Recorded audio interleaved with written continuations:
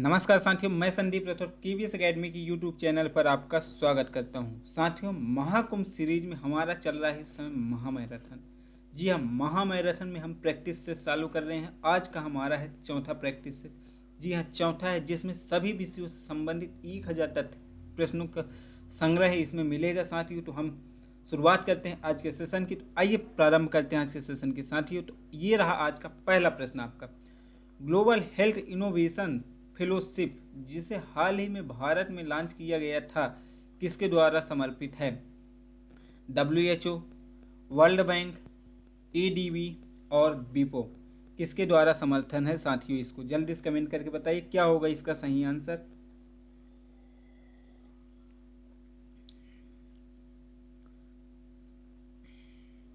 तो साथियों, आपका सही आंसर होगा ये बीपो। जी हाँ, बीपो द्वारा इसको समर्थन दिया गया था। आगे देखते हैं, अगले प्रश्न की ओर चलते हैं।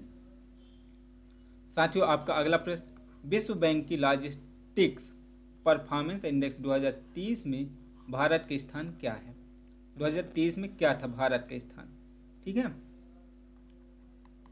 पहला 38, दूसरा 48, तीसरा 28, चौथा 30। साथियों, क्या होगा आपका सही आंसर? कमेंट करके बताइए जल्दी से।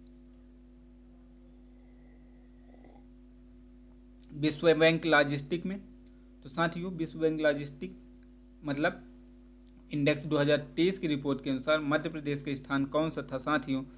तब मध्य प्रदेश का स्थान 38 था। कौन सा स्थान था साथियों? 38 था। इसमें कुल कितने सदस्य देश है साथियों? कुल सदस्य देश हैं 139। कितने हैं सदस्य देश? 139 हैं, जिसमें मध्य प्रदेश का स्थान 38वां था। आगे चलते हैं।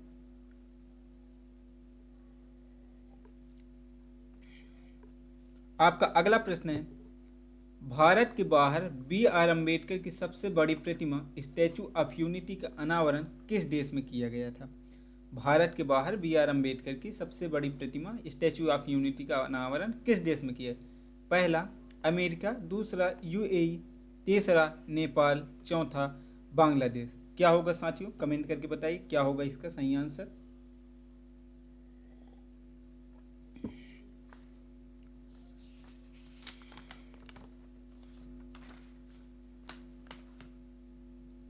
तो भारत के बाहर पूछा है साथियों, क्या होगा जल्दी से बताइए। तो साथियों, आपका होगा अमेरिका में। जी हाँ, कहाँ? अमेरिका में हुआ था भीमराव अंबेडकर की। कितनी फीट मूर्ति थी साथियों? तो ये 19 फीट थी। कितने फीट मूर्ति थी? 19 फीट। अमेरिका में कहाँ? Washington DC।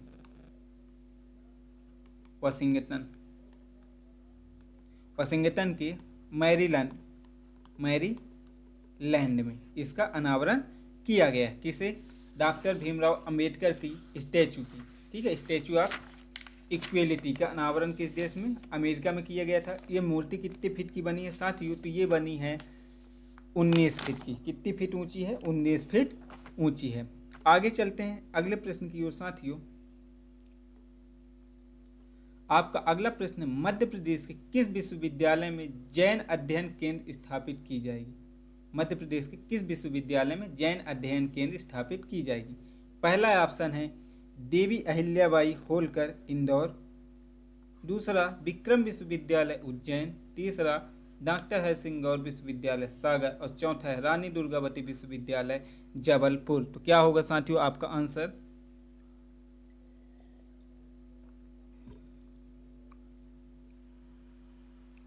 तो साथियों, ये किया जाएगा, जल्दी से बताइए कहाँ किया जाएगा। तो ये किया जाएगा देवी अहिल्याबाई होलकर इंदौर में। कहाँ किया जाएगा? देवी अहिल्याबाई होलकर इंदौर में। आगे चलते हैं। किस स्थान पर देश का पहला यूनिटी मॉल स्थापित किया जाएगा? यूनिटी मॉल पहला कहाँ स्थापित किया जाएगा? इंदौर में, उज्जैन में, ग्वालियर में, सागर में। साथियों, कहाँ किया जाएगा यूनिटी मॉल की स्थापना? तो जल्दी से बताइए कहाँ की जाएगी साथियों। तो ये किया जाएगा उज्जैन में। कहाँ किया जाएगा यूनिटी मॉल की स्थापना? उज्जैन में किया जाएगा। ठीक है, आगे चलते हैं साथियों। आपका अगला प्रश्न है, फेस रिकॉग्निशन सिस्टम किस पर आधारित है? मजबूत कृषि बुद्धिमत्ता, कृत्रिम बुद्धिमत्ता दृष्टिकोण, कमजोर कृत्रिम बुद्धिमत्ता दृष्टिकोण, संज्ञानात्मक कृत्रिम बुद्धिमत्ता दृष्टिकोण और अप्लाइड कृत्रिम बुद्धिमत्ता दृष्टिकोण किस पर है साथियों? क्या होगा इसका सही आंसर? जल्दी से बताइए।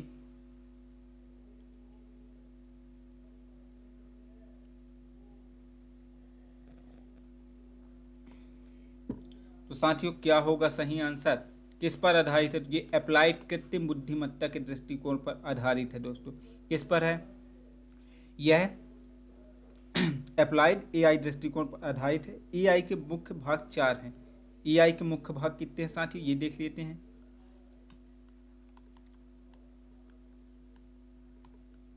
मुख्य भाग, पहला भाग की बात करते हैं। पहले भाग की, पहला भाग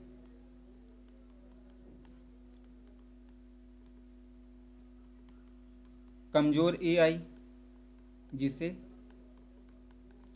नैरो एआई भी बोला जाता है। ये सामान्य उपयोग के लिए किया जाता है।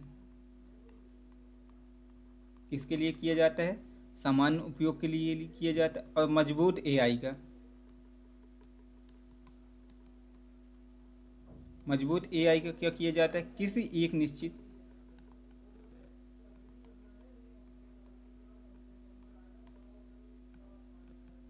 माइंड सेट का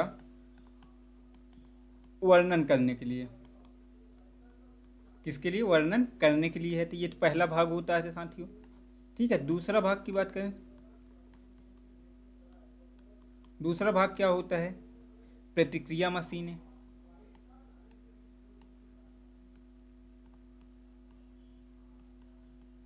प्रतिक्रिया मशीनें, आत्म जागरूकता,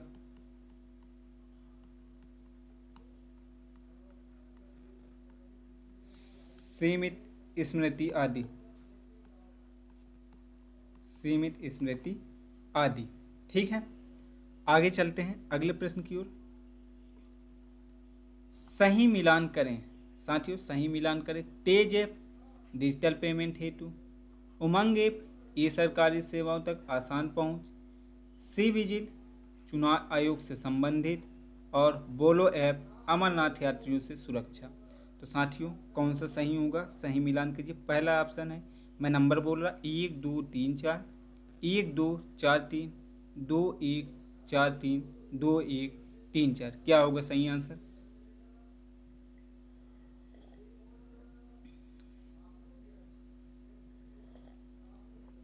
साथियों क्या होगा आपका सही आंसर? जल्दी से कमेंट करिए।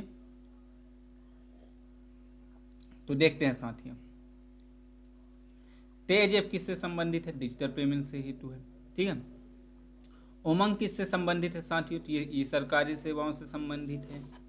सी विजिल किससे है साथियों? तो सी विजिल, विजिल कहाँ करते हैं? चुनावी आयोग से संबंधित है। और साथियों बोलो ऐप ये है अमरनाथ यात्रियों से संबंधित। किससे है? अमरनाथ यात्रियों से। मतलब option number A is the correct answer. Option number A आपका सही होगा। ठीक है, आगे चलते हैं अगले प्रश्न की ओर। कूपर बांड है। कूपर बांड क्या है साथियों? अतिचालकों के इलेक्ट्रॉनों का बंड, अतिचालकों के प्रोटॉनों का बंड, अतिचालकों के न्यूट्रॉनों का बंड, या इनमें से कोई नहीं। कूपर बांड क्या है बताइए।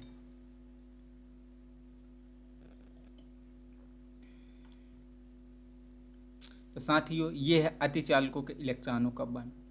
अतिचालकों में इलेक्ट्रॉनों का बंड है ये। ठीक है ना साथियों, इसके बारे में जान लेते हैं। 1957 में जॉन वार्डिन, किसने? जॉन वार्डिन, लियोन कूपर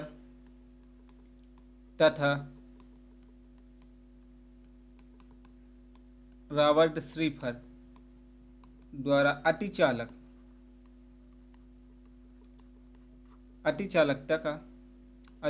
संबंधी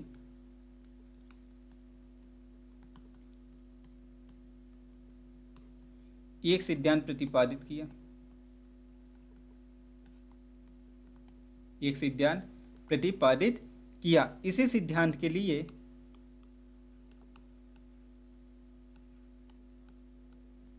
तीनों को साथियों, तीनों कब मिला था? 1972 में। किसे किसे? मार्टिन, लियोन कूपर और रॉबर्ट श्रीफर। 1972 में इन्हें साथियों नोबेल पुरस्कार दिया गया था। क्या दिया गया था? नोबेल पुरस्कार। कब दिया गया? 1972 में। आगे चलते हैं अगले प्रश्न की ओर। साथियों, आपका अगला प्रश्न है, प्रोजेक्ट ज्ञानदूत क्या है?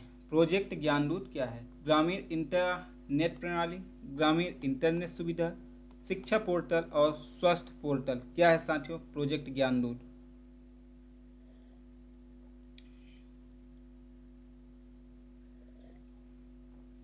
तो साथियों प्रोजेक्ट ग्रामदूत है ग्रामीण इंटरनेट प्रणाली। क्या है? ग्रामीण इंटरनेट प्रणाली। ऑप्शन नंबर ए इसका सही आंसर है। साथियों, मध्य प्रदेश सरकार द्वारा ग्रामीणों की जरूरत को पूरी करने हेतु किसके ग्रामीण की जरूरतों की पूर्ति हेतु लाया था। पूर्ति हेतु ये योजना चालू की है। कहाँ? किसने? मध्य प्रदेश सरकार ने। किसने की है साथियों? मध्य प्रदेश सरकार द्वारा इसे चालू किया गया है। ठीक है, आगे चलते हैं अगले प्रश्न की ओर। साथियों, आपका अगला प्रश्न है, बीसीएस सिद्धांत का संबंध किससे है? बीसीएस सिद्धांत का संबंध किससे है? पहला, अतिचालकता से, अर्धचालकता से, इलेक्ट्रॉनिक्स से, इंटरनेट से। बीसीएस सिद्धांत का संबंध किससे है? बताइए साथियों, किससे है संबंध? तो साथियों, इसका भी संबंध है BCS Bardeen, Leon Cooper, Robert Schrieffer. किससे है? इसका पूरा नाम जानो साथियों। क्या है? जॉन बार्दीन, अभी बताए थे जॉन बार्दीन।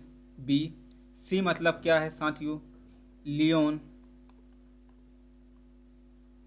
कूपर, और एस मतलब है रॉबर्ट स्लीपर। साथियों, ये तीनों को 1972 में क्या दिया गया है साथियों? नोबेल पुरस्कार। नोबेल पुरस्कार दिया गया है। ठीक है ना। और ये किससे संबंधित है साथियों? और किस क्षेत्र में? भौतिकी की नोबेल पुरस्कार। भौतिकी का नोबेल पुरस्कार ये किससे संबंधित है? तो ये अतिचालकता से संबंधित है। किससे संबंधित है साथियों? अतिचालकता से संबंधित है। ठीक है, इन्होंने अतिचालकता में क्या किए थे? पदार्थों के गुणों की व्याख्या किसके की थी साथियों?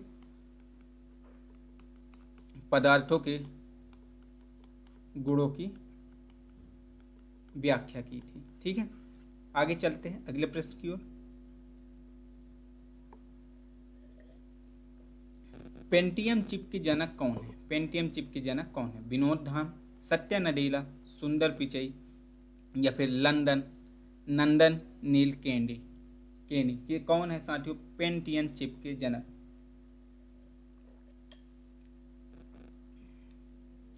तो साथियों, इनके जनक है विनोद धाम। जी हाँ, विनोद धाम इसके जनक है। आगे चलते हैं।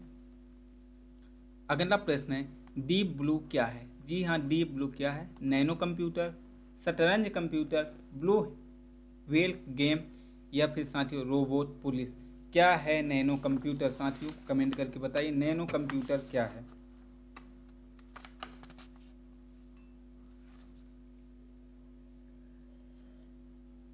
तो साथियों, नैनो कंप्यूटर है शतरंज कंप्यूटर। नैनो डीप ब्लू क्या है? डीप ब्लू क्या है साथियों? तो शतरंज कंप्यूटर है। साथियों, ये कब बनाया गया इसे? तो 1997 में। 1997 में आईबीएम कंपनी द्वारा इसे बनाया गया है। ठीक है, आगे चलते हैं। डाटा डिडलिंग से क्या तात्पर्य है? हैकिंग की क्रिया, स्पैम मेल, यूजर नेम चुराना, या फिर कंप्यूटर से डाटा परिवर्तन या प्रोसेसिंग क्रिया। क्या है साथियों डाटा डिडलिंग?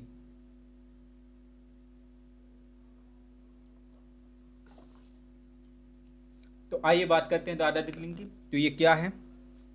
तो साथियों, ये है कंप्यूटर से डाटा परिवर्तन और प्रोसेसिंग की क्रिया। ऑप्शन नंबर डी, कंप्यूटर से डाटा परिवर्तन व प्रोसेसिंग की क्रिया है। ठीक है ना। ये क्या करता है? डाटा को प्रोसेस करता है। पहले डाटा क्या करता है? कंप्यूटर प्रोसेस होने के बाद डाटा को वास्तविक रूप में परिवर्तित कर दिया जाता है। आगे चलते हैं अगले प्रश्न की ओर। साइबर सुरक्षित भारत के 3 स्तंभ हैं। साइबर सुरक्षित भारत के 3 स्तंभ है। जागरूकता, शिक्षा, सामर्थ्य। ठीक है ना। तो पहले कौन कौन से हैं साथियों? 1 और 2 सही हैं, 1, 2, 3 सही हैं, 1, 4 सही हैं, 1, 3 सही हैं। कौन से सही हैं साथियों, ये बताइए।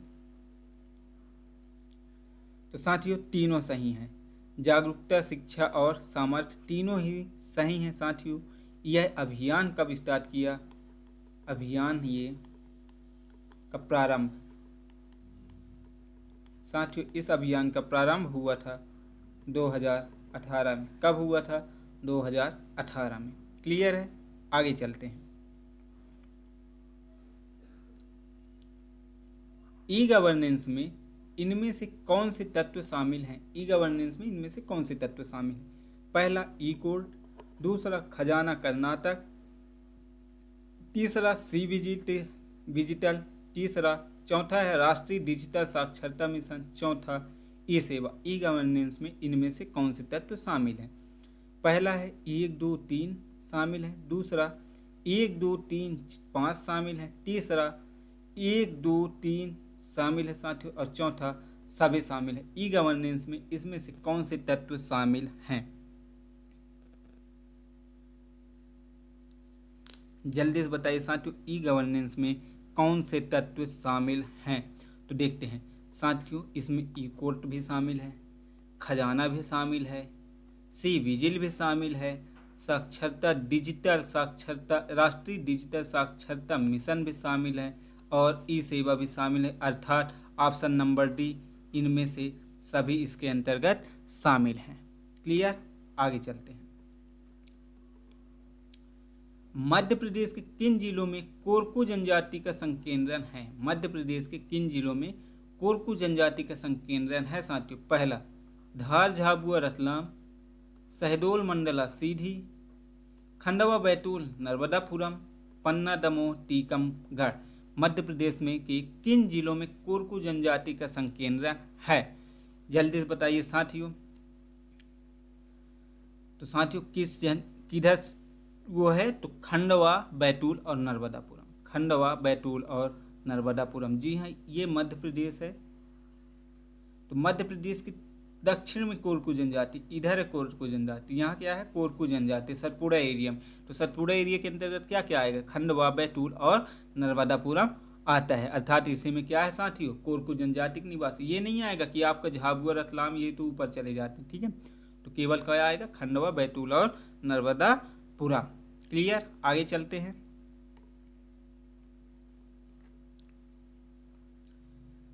संविधान के किस अनुच्छेद के अंतर्गत अनुसूचित जनजाति शब्द जोड़ा गया है?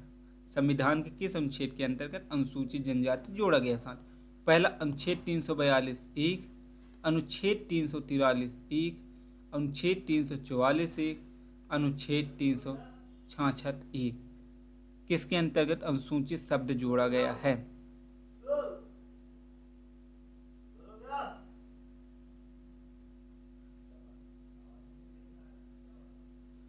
तो साथियों यह अनुच्छेद 342 ए के तहत जोड़ा गया। 342 ए के तहत अनुसूचित जनजाति शब्द जोड़ा गया है। आगे चलते हैं। भीखू रामजी आयोग का गठन कब किया गया? भीखू रामजी आयोग का गठन कब किया गया? पहला 1995, 1997, 1999, 2000। भीखू रामजी आयोग का गठन कब किया गया था साथियों? जल्दी से कमेंट करके बताइए, भीखू रामजी का गठन कब किया गया था?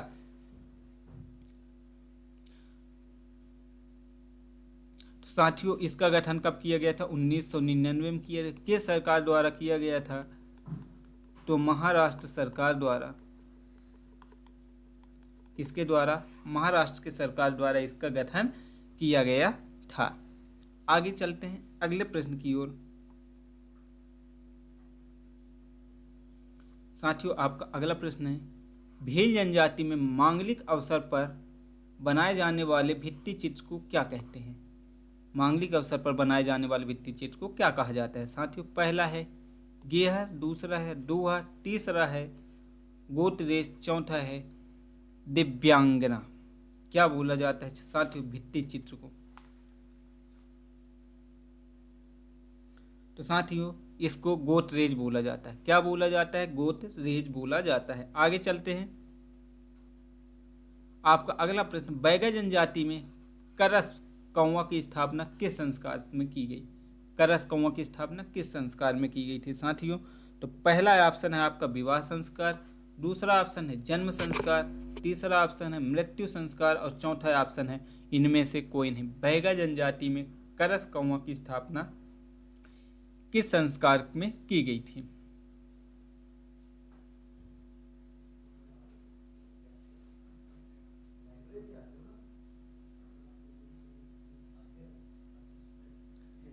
तो साथियों आपका सही आंसर है विवाह संस्कार। किसके अंतर्गत किया गया था? ये विवाह संस्कार के अंदर किया गया था। आगे चलते हैं अगले प्रश्न की ओर। आपका अगला प्रश्न है, मध्य प्रदेश राज्य जनजातीय संग्रहालय में स्थापित रक्कू दीर्घा, क्या रक्कू दीर्घा का संबंध किससे है? पहला संकेतों व प्रतीकों से, आदिवासी संस्कृति से, जीवन की भोर बेला से, संस्कार व ऋतु चक्र से। किससे संबंधित है रक्कू दीर्घा? बताइए साथियों, रक्कू दीर्घा का संबंध किससे है? तो साथियों रक्कू दीर्घा का संबंध जीवन की भोर बेला से। किससे संबंधित है? जीवन के भोर बेला से संबंधित है। आगे चलते हैं। निम्न में से कौन सा एक त्योहार आगामी फसल की अंकुरण क्षमता का पूर्व अनुमान लगाने हेतु मनाया जाता है? पहला है दिवासा, दूसरा है पलासला, तीसरा है गाय गोहरी, चौथा है कुनघुसु पुणे। कुनघुसु पुणे। तो बताइए निम्नलिखित में से कौन सा एक त्योहार आगामी फसल की अंकुरण क्षमता का पूर्व अनुमान लगाने हेतु मनाया जाता है? तो साथियों पलासला मनाया जाता है। ये क्षेत्र क्या है साथियों? इसका क्षेत्र की बात करें तो धार में जनजातीय समूह द्वारा, धार में किसके? जनजातीय समूह द्वारा। यह क्या करता है? फसल आगामी के समय बनाया जाता है, वो जो प्रश्न में लिखा हुआ है। आगे चलते हैं अगले प्रश्न की ओर। डॉक्टर कृष्णलाल हंस ने किस बोली को ध्वनि तथा रूप की दृष्टि से पश्चिमी हिंदी की बोली कहा है? मालवा, पहला है मालवी, दूसरा है नेमाड़ी, तीसरा है बुंदेली, चौथा है बरेली। तो साथियों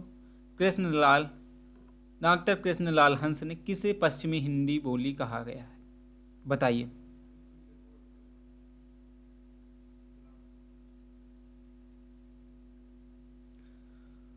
तो साथियों पश्चिमी हिंदी किसने बोला है? डॉक्टर कृष्णलाल हंस ने मालवी। ठीक है, मालवी को क्या बोला है? पश्चिमी हिंदी। क्या बोला है? मालवी को पश्चिमी हिंदी बोला है। आगे चलते हैं। जगनिक द्वारा रचित आलाखंड किस बोली में लिखी गई है? पहला पवारी, दूसरा लोंढाटी, बनाफरी, खटोला।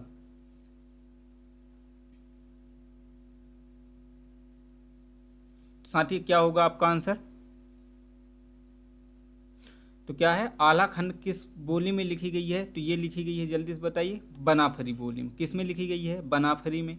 किसके द्वारा रचित है? तो ये जगनिक के द्वारा रचित है साथियों। और ये बुंदेली की, बनाफरी क्या है? बुंदेली की उपबोली। क्या है? बुंदेली की उपबोली है। क्लियर है? आगे चलते हैं अगले प्रश्न की ओर। अरुणिमा योजना संबंधित है। अरुणिमा योजना किससे संबंधित? स्वास्थ्य से, शिक्षा से, आवास से, छात्रवृत्ति से। किससे संबंधित है?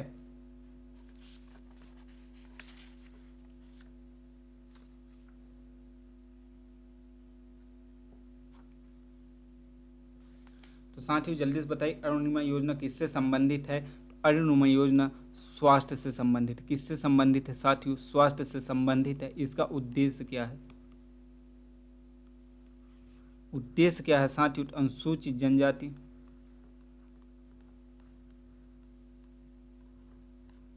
अनुसूचित जनजाति को स्वास्थ्य के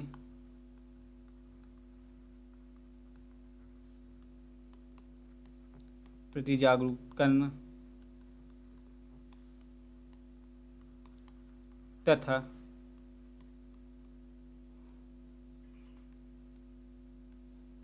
उनकी स्वास्थ्य सुरक्षा का प्रबंध करना, स्वास्थ्य सुरक्षा का प्रबंध करना। ठीक है, ये क्या है? उद्देश्य अरुणिमा योजना का। ठीक है साथियों, आगे चलते हैं अगले प्रश्न की ओर। किस उपनिषद में सत्यमेव जयते का उल्लेख किया गया है? पहला प्रश्न उपनिषद, दूसरा मुंडको उपनिषद, तीसरा कठो उपनिषद, चौथा ईशो उपनिषद। किस उपनिषद में सत्यमेव जयते का उल्लेख किया गया है?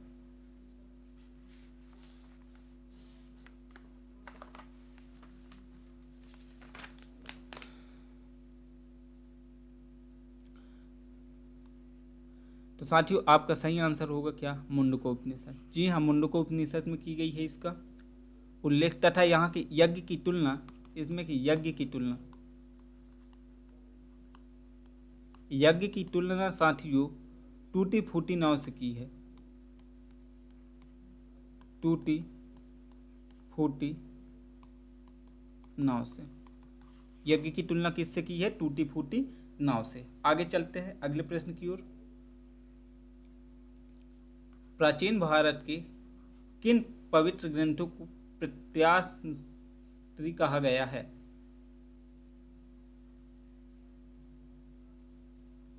भगवद गीता, ब्रह्मसूत्र उपनिषद, उपनिषद वेद, भगवद गीता, उपनिषद सद्दर्शन, वेद, वेद सद्दर्शन, वेदांत। किसे कहा गया है साथियों? तो जल्दी से बताइए। तो साथियों ये कहा गया है भगवद गीता, ब्रह्मसूत्र और उपनिषद। किसे? भगवद गीता, ब्रह्मसूत्र और उपनिषद को कहा गया है। आगे चलते हैं अगले प्रश्न की ओर। कौटिल्य के अर्थशास्त्र में कितने अभिकरणों में विभाजित है? कौटिल्य का जो अर्थशास्त्र है कितने अभिकरणों में विभाजित? पहला 11, दूसरा 12, तीसरा 14, चौथा 15। कितने अभिकरण में विभाजित है साथियों? बताइए आप लोग जल्दी से। तो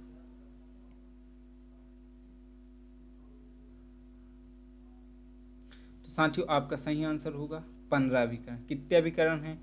15 अभिकरण है। और साथियों प्रकरण कितना है? प्रकरण की बात करें तो प्रकरण है साथियों 180 प्रकरण है और 15 ये है। आगे चलते हैं अगले प्रश्न की ओर। नादिर शाह के आक्रमण के समय मुगल शासक था। नादिर शाह के आक्रमण के समय मुगल शासक कौन था? अहमद शाह, आलमगीर द्वितीय, मोहम्मद शाह, रफी-उद-दर्जा। कौन थे नादिर शाह के आक्रमण के समय मुगल शासक?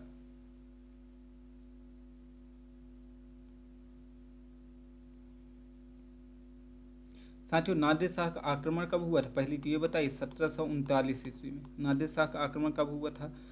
1739 में। और मुगल शासक कौन था? मोहम्मद शाह था। मोहम्मद शाह का शासनकाल कब था साथियों? तो 1719 से 1748 ईस्वी के मध्य था। कब से कब था? 1719 से 1748 के मध्य था। नादिर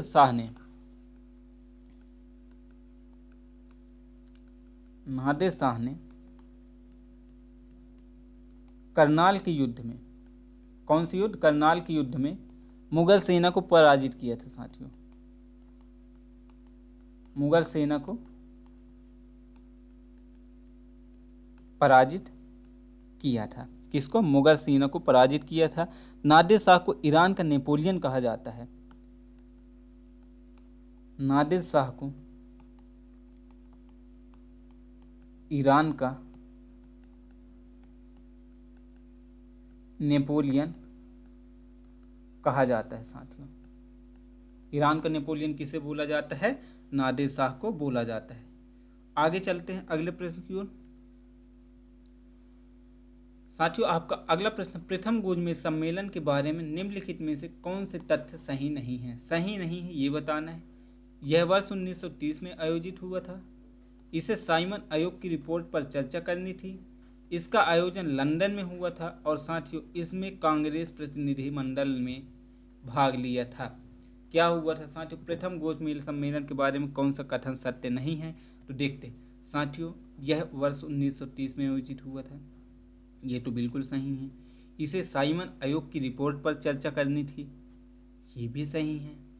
इसका आयोजन लंदन में हुआ था साथियों। ये भी सही है। इसमें कांग्रेस के प्रतिनिधि मंडल ने भाग लिया साथियों। इसमें नहीं लिया था। कांग्रेस ने केवल 1931 के गोलमेज सम्मेलन अर्थात सेकेंड गोलमेज सम्मेलन अर्थात द्वितीय गोलमेज सम्मेलन में केवल भाग लिया था, प्रथम और तीसरे में नहीं लिया था। ठीक है ना साथियों। तो प्रथम गोलमेज सम्मेलन कहाँ से कब हुआ साथियों? अब बात करते हैं प्रथम गोलमेज सम्मेलन।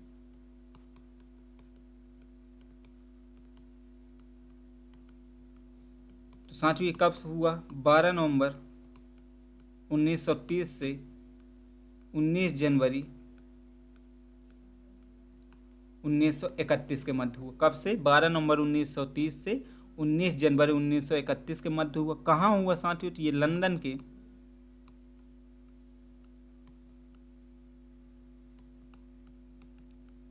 सेंट जेम्स पैलेस में, लंदन के सेंट जेम्स पैलेस में इसका क्या हुआ था? आयोजन हुआ था प्रथम गोलमेज सम्मेलन का। कब से कब? 12 नवंबर से 1930, 12 नवंबर 1930 से 19 जनवरी 1931 के मध्य हुआ था। आगे चलते हैं।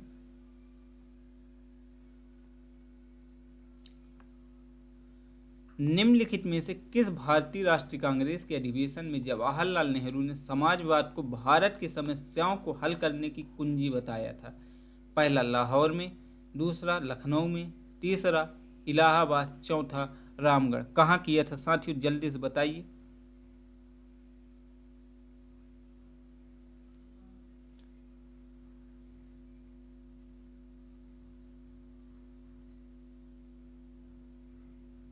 तो साथियों आपका सही आंसर क्या होगा? लखनऊ। कहाँ होगा साथियों? क्या होगा? लखनऊ में होगा। भारतीय राष्ट्रीय कांग्रेस लखनऊ अधिवेशन में किया था साथियों। यह कांग्रेस का 50वां था, 50वां सम्मेलन था। कौन था? 50वां सम्मेलन था कांग्रेस का। अध्यक्षता किसने की थी? अध्यक्षता अब भैया बोला किसने? जवाहरलाल नेहरू अर्थात जवाहरलाल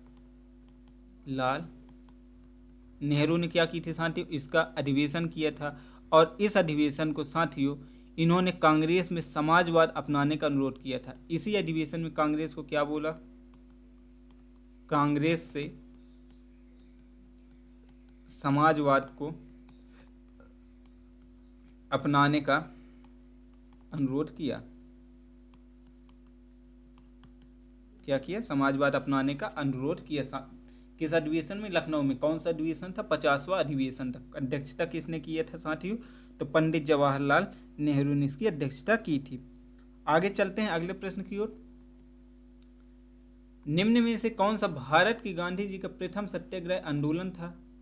भारत में पूछा है, जिसमें उन्होंने सविनय अवज्ञा का प्रयोग किया था। सविनय अवज्ञा का प्रयोग किया।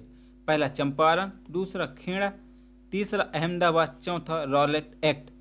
साथियों कौन सा यह आंदोलन था?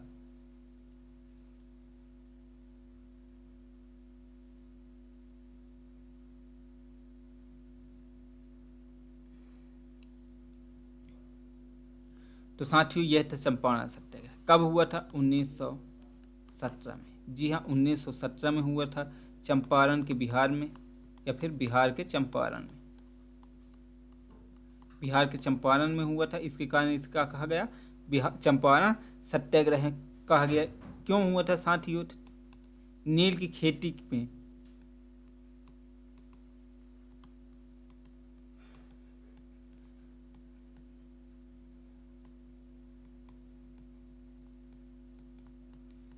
खेती में तिनकठिया पद्धति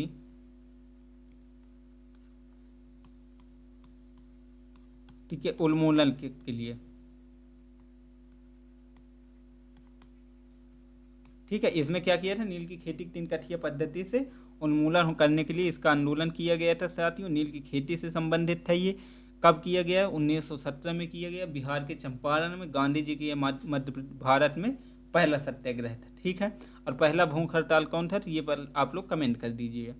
आगे देखते हैं अगले प्रश्न। साथियों आपका अगला प्रश्न है, निम्नलिखित घटनाओं को कालानुक्रम में व्यवस्थित कीजिए। पहला CR formula, cabinet mission, Gandhi जिन्ना समझौता और बेबेल प्लान। कालानुक्रम में इसको व्यवस्थित करिए साथियों, कब कौन हुआ था।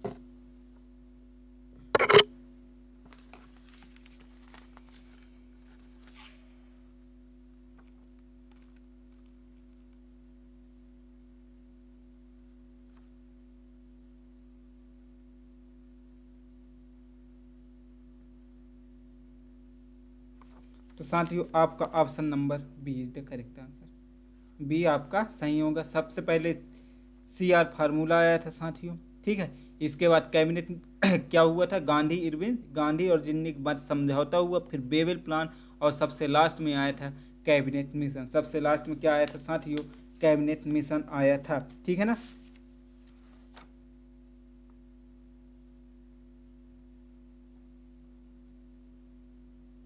आगे चलते हैं अगले प्रश्न की ओर। अब बोलेंगे प्रश्न सन बता दीजिए सर। तो सन की बात करें भैया तो ये भी 1944 में आया, ये भी 1944 में, बेबेल प्लान 1945 में आया, और ये आया था 1946 में, ठीक है ना। अब ये आया था 10 जुलाई को, क्या आया था, 10 जुलाई को आया था। और गांधी जिन्ना समझौता कब हुआ था साथियों, तो गांधी जिन्ना समझौता 9 से 27 सितंबर के मध्य हुआ था, ठीक है ना। 9 से 27 सितंबर के मध्य, 9 से 27 सितंबर कब हुआ था, 1944 में। ये भी 1944 में हुआ, ये 1946, ये हुआ था 1945, मतलब ऑप्शन नंबर बी। आगे चलते हैं अगले प्रश्न की ओर।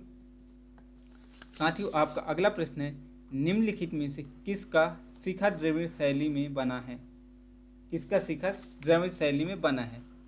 भीतरगांव मंदिर, ग्वालियर का टीली मंदिर, कंडरिया महादेव मंदिर, ओसिया मंदिर, किसका शिखर द्रविड़ शैली में बना है साथियों।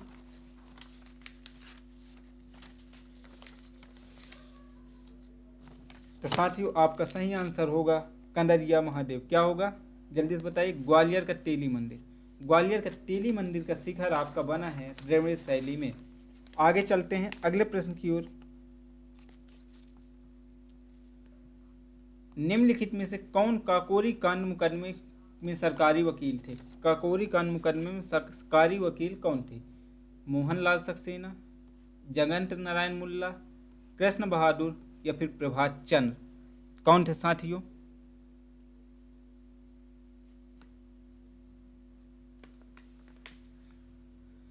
तो ये हुआ कब था साथियों, काकोरी कांड तो 9 अगस्त 1925 में। कब हुआ, 9 अगस्त 1925 में षड्यंत्र चला था साथियों। और इसमें क्या बोला है, मुकदमे के सरकारी वकील कौन था साथियों, सरकारी वकील थे जगत नारायण मुल्ला। जी हाँ, जगत नारायण मुल्ला ये सरकारी वकील थे। आगे चलते हैं। प्रबोध चंद्रोदय नामक ग्रंथ के लेखक हैं कृष्ण मिश्र, दामोदर धनिक, वाचस्पति मिश्र। कौन है साथियों प्रबोध चंद्रोदय के लेखक। तो साथियों कौन है, तो कृष्ण मित्र हैं। कौन है, कृष्ण मित्र हैं साथियों। यह चंदेल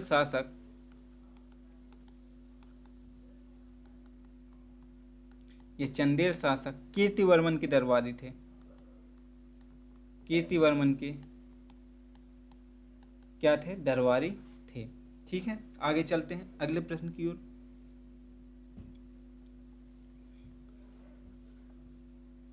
साथियों आपका अगला प्रश्न है, तांत्या भील के संदर्भ में निम्न कथनों पर विचार कीजिए। पहला, इनका जन्म खरगोन जिले के पंधाना तहसील में हुआ। ये भारतीय रॉबिन हुड के रूप में विख्यात हैं।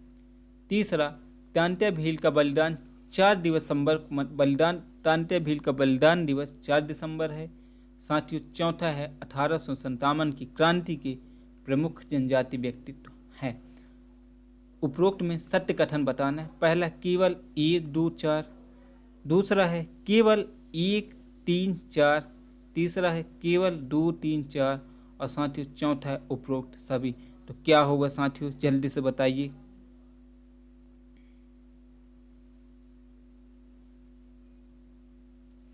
तो साथियों क्या होगा, जल्दी से आप लोग कमेंट करिए। तो आइए देखते हैं। तो साथियों तांत्या भील का जन्म खरगोन नहीं साथियों, खंडवा क्या, खंडवा के पंधाना तहसील में हुआ था। ठीक है ना, खंडवा के पंधाना तहसील में इनका क्या हुआ था, जन्म हुआ था साथियों। अर्थात पहला गलत हो गया। ठीक है ना, सत्य बोलना पहला गलत। ये भारतीय रॉबिन हुड के नाम से विख्यात है, ये तो सही है। तांत्या भील का बलिदान दिवस 4 दिसंबर को मनाया जाता है साथियों, ये भी सही है। 1857 की क्रांति में जनजाति प्रमुख हैं, ये भी सही है। और साथियों तांत्या भील गोरिल्ला पद्धति में निपुण थे, गोरिल्ला पद्धति के युद्ध में।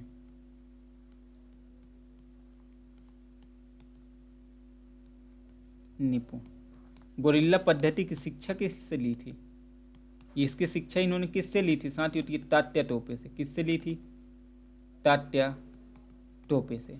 ठीक है, आगे चलते हैं। अगला प्रश्न साथियों, अरे तो इससे आंसर तो देख लीजिए। तो दूसरा, तीसरा, चौथा, अर्थात कौन सा option, option number C is the correct answer. Option number C आपका सही है। आगे चलते हैं। प्रमुख दुर्ग व उनके निर्माणकर्ता में से कौन सम्मिलित नहीं है। चंदेरी का किला प्रतिहार नरेश कीर्तिपाल, ओरछा का किला भारती चंद्र बुंदेला, ग्वालियर का किला राजा सूरज सेन और धार का किला सुल्तान मोहम्मद तुगलक। प्रमुख दुर्ग व उनके निर्माणकर्ता में कौन सम्मिलित नहीं है साथियों, तो जल्दी से बताइए क्या सम्मिलित नहीं है।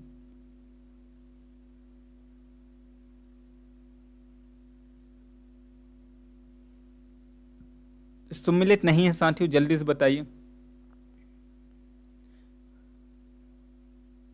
तो देखिए, चंदेरी के किला प्रतिहार नरेश कीर्तिपाल, ये तो सही है। कब बनवाया था, 11वीं शताब्दी में बनवाया था साथियों। इसको कब बनवाए थे, 11वीं शताब्दी में बनवाया था। और साथियों इसमें क्या क्या है, जौहर कुंड है, इसके अंतर्गत क्या है, चंदेरी किला में जौहर कुंड, हवा महल, नौखंडा और साथियों सबसे मुख्य खूनी दरवाजा। क्या है, खूनी दरवाजा। ये सब कहाँ है, चंदेरी के किला में है। दूसरा देखते, ओरछा किला भारती चंद्र बुंदेला ने बनवाया था साथियों, ये गलत है। इसका निर्माण 16वीं शताब्दी में,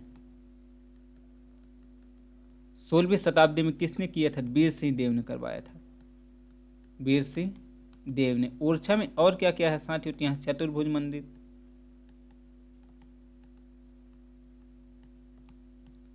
राम मंदिर, ये सब यहाँ स्थित है। पूछा क्या है, प्रमुख दुर्ग व निर्माणकर्ता में कौन सम्मिलित नहीं है, तो ऑप्शन नंबर बी, ओरछा का किला इसमें सम्मिलित नहीं है। आगे चलते हैं।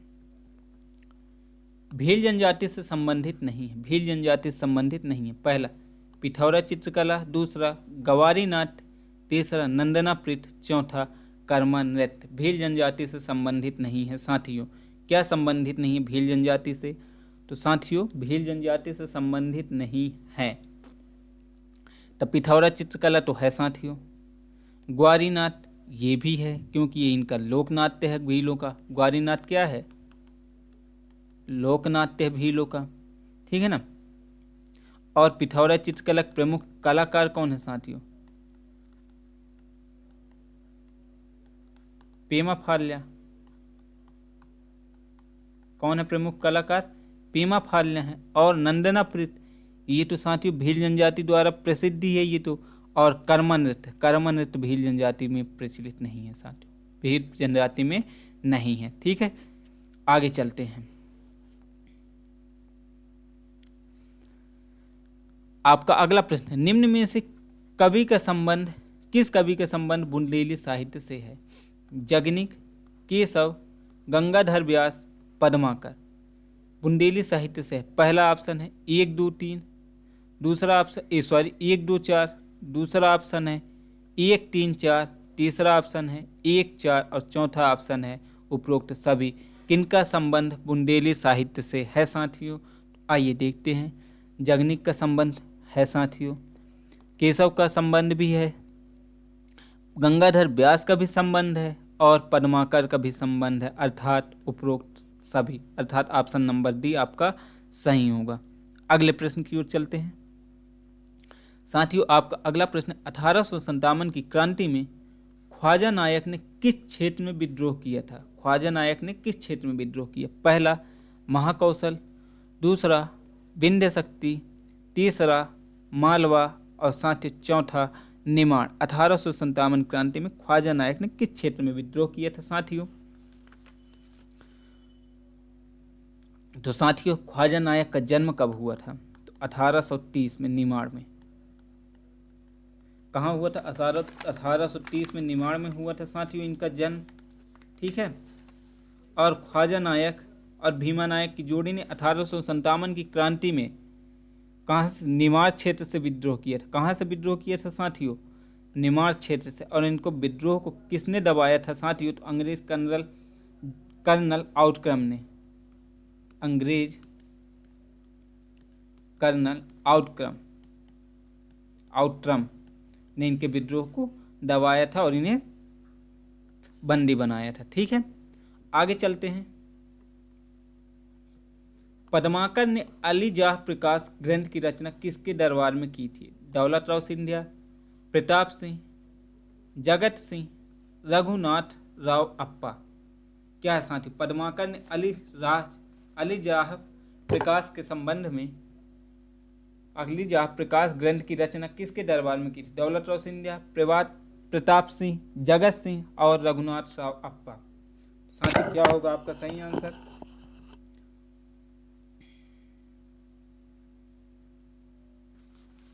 जल्दी से कमेंट कीजिए क्या होगा सही आंसर पद्माकर ने।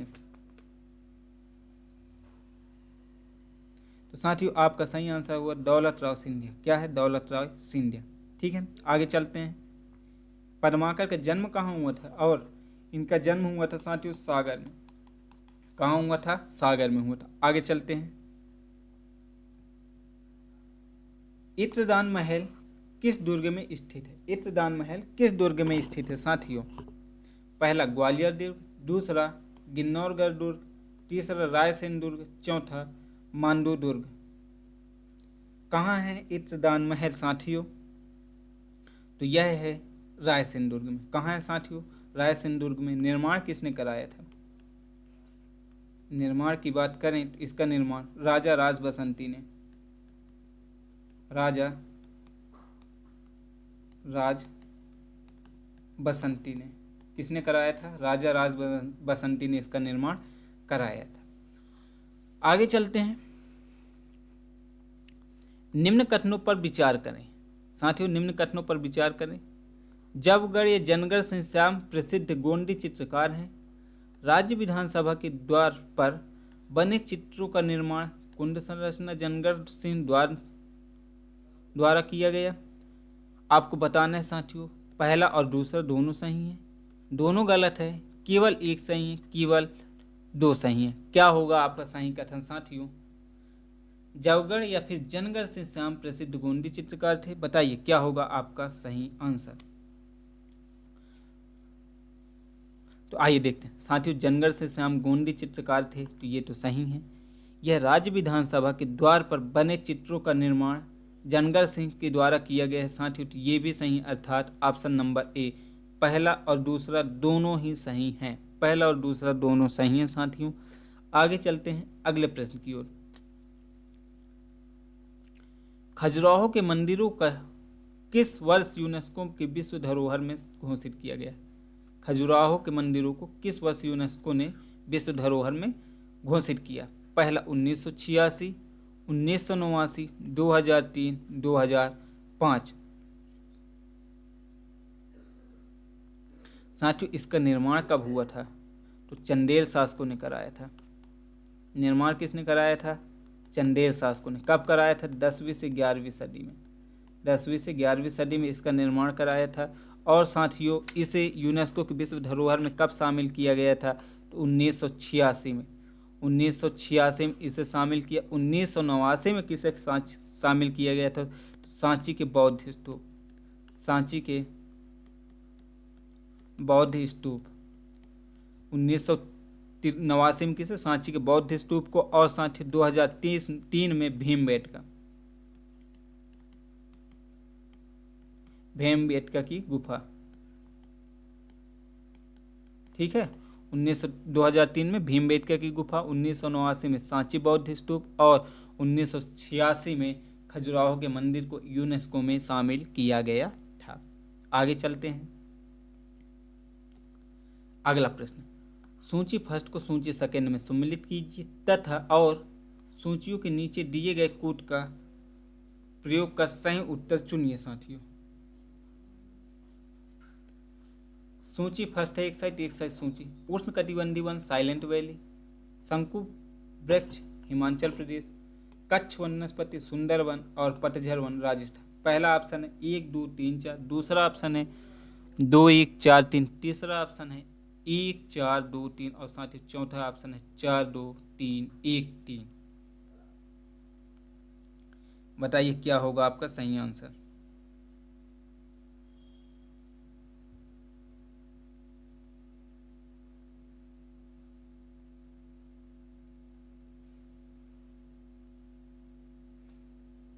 तो आइए देखते हैं साथियों।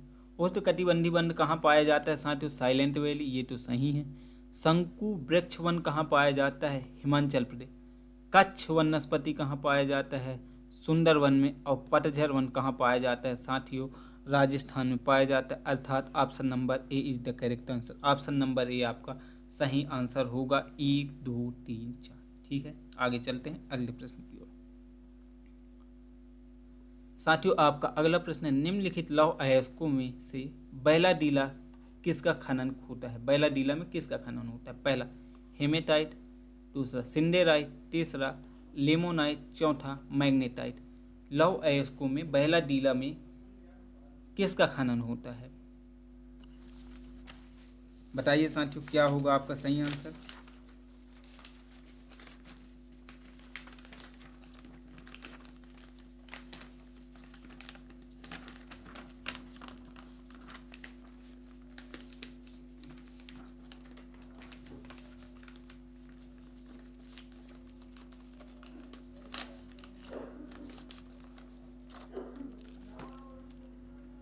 तो देखते हैं साथियों, लौह अयस्क में बैलाडीला में खनन तो ये होता है हेमेटाइट। किसका होता है साथियों? हेमेटाइट का होता है। आगे चलते हैं साथियों, यहाँ क्या पाया जाता है? लौह अयस्क का भंडार पाया जाता है।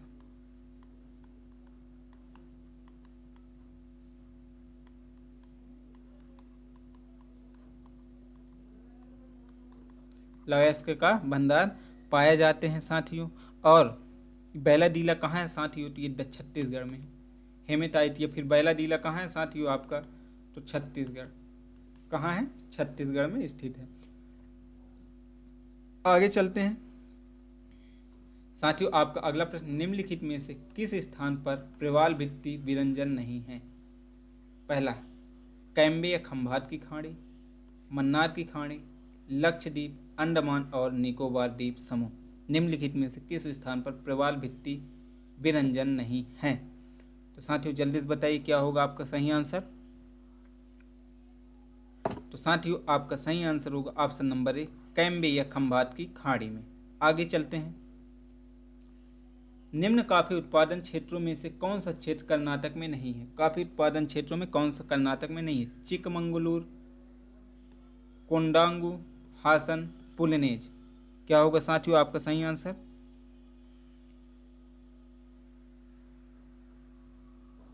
तो साथियों पुलनेज नहीं होगा। क्या होगा? पुलनेज। ये कर्नाटक में नहीं है साथियों।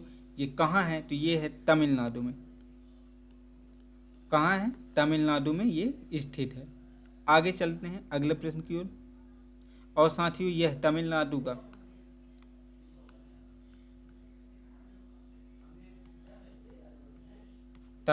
का सबसे बड़ा कॉफी उत्पादक राज्य है,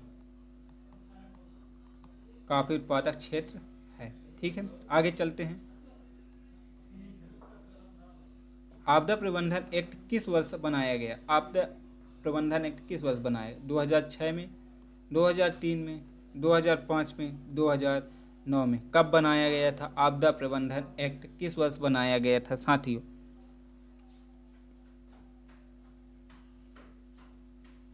तो साथियों आपदा प्रबंधन एक्ट 2005 2005 में बनाया गया था। कब बनाया गया? 2005 में।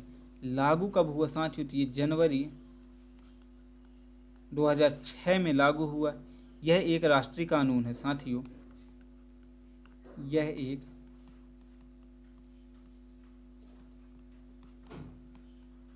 राष्ट्रीय कानून है जिसका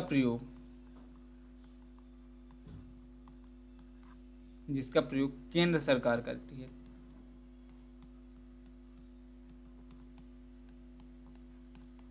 जिसका प्रयोग कौन करती है साथियों? केंद्र सरकार द्वारा करती है। इस अधिनियम का उद्देश्य क्या है? इसका उद्देश्य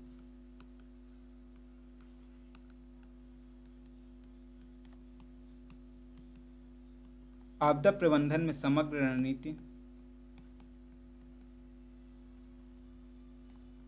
तैयार करना तथा क्षमता निर्माण करना। ठीक है, आगे चलते हैं। मोरीबंद डेल्टा निम्नलिखित में से किस डेल्टा का एक उपविभाग है? Krishna Godavari delta, Mahanadi delta, Bengal delta, Kaveri delta. Moribund delta किस किस से संबंधित है साथियों? तो यह है बंगाल डेल्टा से संबंधित। किससे संबंधित है? बंगाल डेल्टा से संबंधित है। आगे चलते हैं। अगला प्रश्न, निम्नलिखित में से कौन सा एक जनसंख्या के घनत्व के आधार पर भारतीय राज्यों का सही अवरोही क्रम है? भारतीय राज्यों का सही अवरोही क्रम है जनसंख्या के घनत्व के अकॉर्डिंग। बिहार, केरल, उत्तर प्रदेश, पश्चिम बंगाल। पश्चिम बंगाल, बिहार, केरल, उत्तर प्रदेश। बिहार, पश्चिम बंगाल, केरल, उत्तर प्रदेश। और साथियों केरल, पश्चिम बंगाल, बिहार और उत्तर प्रदेश। तो क्या होगा साथियों आपका सही आंसर? जल्दी से बताइए क्या होगा साथियों आपका सही आंसर? साथियों आपका सही आंसर होगा बिहार, पश्चिम बंगाल, केरल और उत्तर प्रदेश। बिहार, फिर पश्चिम बंगाल, फिर केरल, फिर उत्तर प्रदेश। ठीक है, यही होगा आपका आंसर। आगे चलते हैं।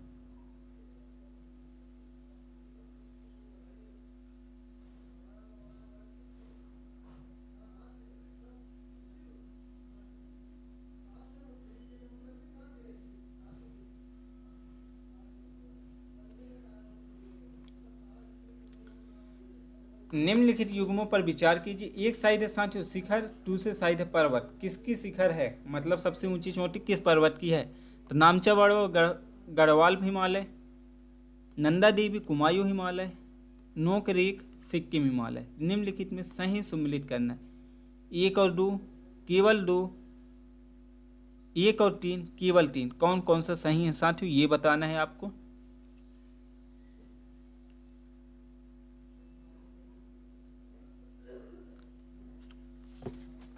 बताइए साथियों क्या होगा आपका सही आंसर?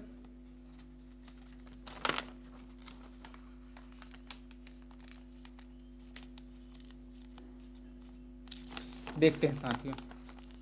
नामचा बड़वा किसके अंतर्गत आता है साथियों? तो हिमालय में आता है। हिमालय के अंतर्गत आता है। किस हिमालय के अंतर्गत? तो तिब्बत हिमालय। तिब्बत हिमालय के अंतर्गत नामचा बड़वा आता है। मतलब ये तो गलत हो गया साथियों, सही बताना है। नंदा देवी किस में है? कुमायूं हिमालय। ये तो सही है साथियों। अब देखिए, अब यहाँ से देखिए दूसरे और तीसरा किसी ऑप्शन में नहीं है, अर्थात ऑप्शन नंबर 2 सही है, क्योंकि 2 के साथ 3 नहीं है, अर्थात ऑप्शन नंबर बी केवल आपका 2 सही है। या फिर देख लो नोक रेक कहाँ भी है साथियों? तो ये है मेघालय में। कहाँ है? मेघालय राज्य में स्थित है नोक रेक। ठीक है, मेघालय में नोक रेक कहाँ स्थित है? मेघालय में स्थित है। ठीक है साथियों, तो क्या बोला? सही सम्मिलित है। कौन सा सही सम्मिलित है साथियों? ऑप्शन नंबर बी केवल 2 सही सम्मिलित है। आगे चलते हैं। राजपीपला श्रेणी की सबसे ऊंची चोटी कौन सी है? राजपीपला श्रेणी की धूपगढ़, चूलगिरी, गुडविल, कास्केट चोटी। कौन है साथियों राजपीपला की सबसे ऊंची चोटी? जल्दी से बताइए।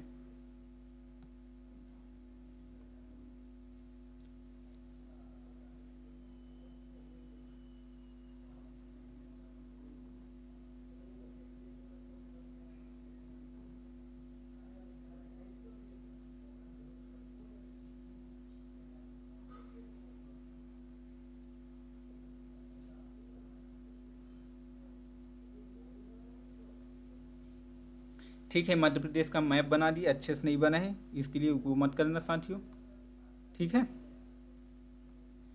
अब देखते हैं चोलगिरी, राजपीपला। तो राजपीपला यहाँ पे आएगा साथियों, ये है अपना पूरा सतपुड़ा। ठीक है, ये क्या है, पूरा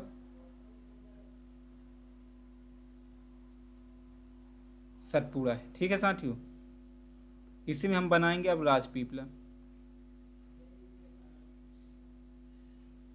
तो ये आपका आएगा राजपीपला, ये क्या है, राजपीपला। अब इसमें पूछा क्या है, चूलगिरी, क्या है चूलगिरी।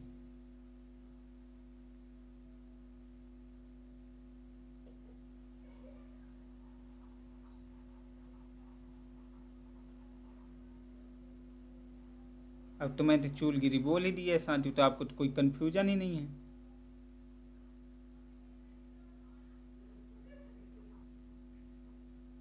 ठीक है,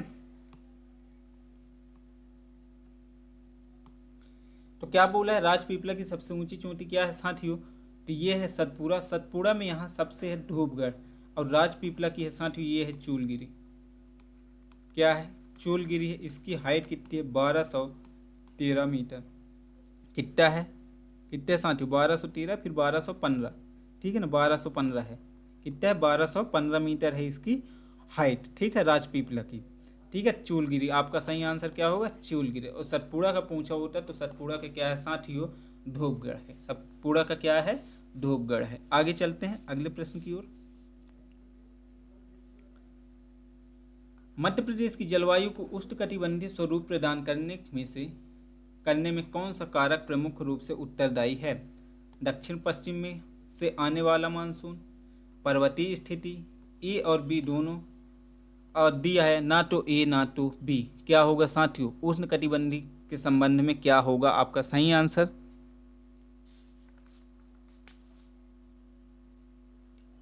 तो साथियों ना तो फर्स्ट ना तो सेकंड, ना ही फर्स्ट और ना ही सेकंड होगा। आगे चलते हैं। मध्य प्रदेश उत्कृष्ट सौगान वृक्षों को जंगल कहा जाता है, संजय गांधी राष्ट्रीय उद्यान को, फेन राष्ट्रीय उद्यान को, कान्हा राष्ट्रीय उद्यान को, या फिर रातापानी राष्ट्रीय उद्यान को। सागौन वृक्ष के लिए किसे उत्तरदायी है साथियों, कौन सा वन उत्तरदायी है, तो साथियों सागौन वृक्ष के जंगल कहा जाता है रातापानी रायसेन को, रातापानी अभ्यारण्य को। रातापानी कहाँ है साथियों, तो ये है रायसेन। रातापानी कहाँ है साथियों, रायसेन में स्थित है। आगे चलते हैं। किस राज्य में सौर ऊर्जा की विकास का सर्वाधिक क्षमता है, राजस्थान, मध्य प्रदेश, झारखंड, उत्तर प्रदेश। किस राज्य में सौर ऊर्जा के विकास की सर्वाधिक क्षमता है, तो साथियों किस राज्य का है, जल्दी से बताइए। तो साथियों आपका ऑप्शन नंबर ए, कौन सा है, ऑप्शन नंबर ए राजस्थान। कौन सा है इसमें, ऑप्शन नंबर ए साथियों राजस्थान प्रथम स्थान पर है। ठीक है, यहाँ कितना मेगावाट होता है साथियों, तो 17,800 मेगावाट। 17,800 मेगावाट कहाँ से होता है, राजस्थान से होता है साथियों। और महाराष्ट्र से कितना होता है, महाराष्ट्र नहीं है, ठीक है ना, तो कितना होता है साथियों, राजस्थान से 17,800 मेगावाट बिजली उत्पादन होता है, अर्थात ये प्रथम राज्य पे है सौर ऊर्जा में। क्लियर। आगे चलते हैं अगले प्रश्न की ओर। सूची फर्स्ट को सूची सेकंड से सम्मिलित कीजिए तथा सूचियों के नीचे दिए गए कोड का सही उत्तर चुनिए। एक साइड है कोयला क्षेत्र साथियों और दूसरी साइड अवस्थित। कौन सा कोयला क्षेत्र कहाँ अवस्थित है ये बताना है आपको। तो देखते हैं, तलचेर कहाँ है, दामोदर घाटी। कर्णपुरा कहाँ है, सोन घाटी। सिंगरौली कहाँ है, गोदावरी घाटी। और सिंगरेनी कहाँ है, महानदी घाटी। तो साथियों क्या होगा आपका सही आंसर, जल्दी से बताइए। पहला है 4-1-2-3, 3-2-1-4, 2-4-3-1, 1-3-2-4। क्या होगा साथियों आपका सही आंसर। तो देखिए तलचेर कहाँ है साथियों, तो महानदी घाटी। तलचेर कहाँ है, महानदी घाटी। तलचेर कहाँ है साथियों, महानदी घाटी में है। पहले का 4 किस में है, तो ऑप्शन नंबर ए, बाकी देखना ही नहीं है। तो आप गलत गलत गलत, मतलब आपका इसका सही क्या होगा, ऑप्शन नंबर ए, मतलब तलचेर महानदी घाटी। कर्णपुरा दामोदर घाटी और सिंगरौली कहाँ है साथियों, सोन घाटी में, और सिंगरेनी कहाँ है, गोदावरी घाटी। ठीक है, आगे चलते हैं। वर्ष 2011 की जनगणना अनुसार मध्य प्रदेश में सर्वाधिक जनसंख्या घनत्व वाला जिला कौन सा है? 2011 के अनुसार सर्वाधिक जनसंख्या घनत्व वाला मुरैना, ग्वालियर, सागर, भोपाल, कौन है साथियों सर्वाधिक जनसंख्या घनत्व वाला? देखो यहां से भोपाल का कितना है साथियों, 855 है। ठीक है, इंदौर का कितना है साथियों, 841 है। जबलपुर का कितना है साथियों, 473 है। और ग्वालियर की कितना है, 446 है। तो पूछा क्या सर्वाधिक जनसंख्या घनत्व, तो साथियों किसका है, भोपाल का, मतलब ऑप्शन नंबर डी आपका सही होगा। आगे चलते हैं। कुंडलिया डैम का निर्माण किस नदी पर किया गया? कुंडलिया डैम का निर्माण किस नदी पर किया गया? पार्वती नदी, सिंध नदी, काली सिंध नदी, बेतवा, किस नदी पर किया गया है कुंडलिया डैम का निर्माण साथियों? तो ये किया गया है काली सिंध नदी। काली सिंध नदी में भी कहाँ है, देवास में। कहाँ साथियों, देवास में। इसका न्यू नेम का है साथियों, अटल डैम।